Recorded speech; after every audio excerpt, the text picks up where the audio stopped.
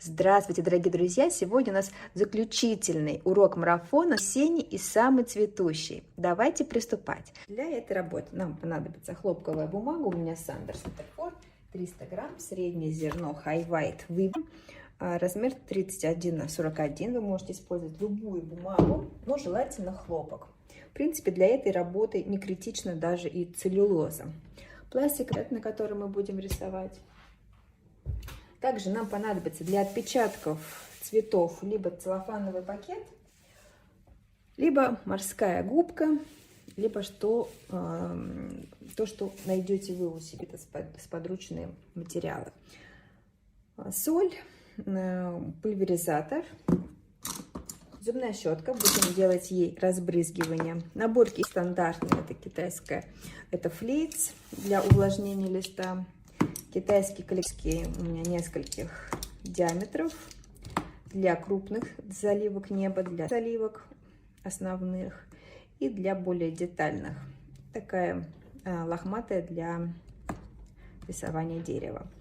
Линер, круглая кисть.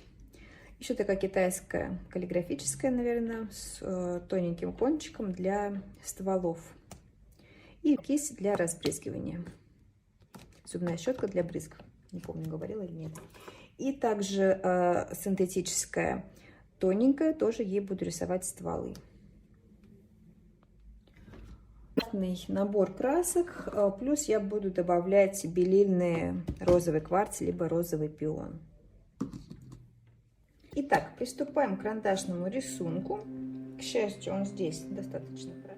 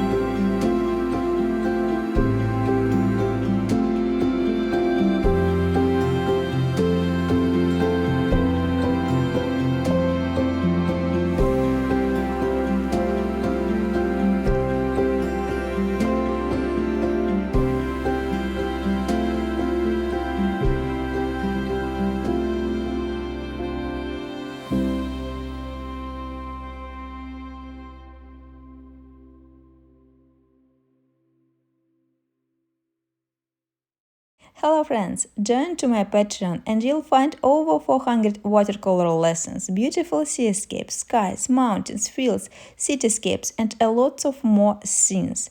Every month I publish 3 or 4 new videos in both English and Russian languages. You can try it for free for 7 days and see if it's right for you. I'll be happy to see you in my watercolor community. Patreon link in the video description. See you!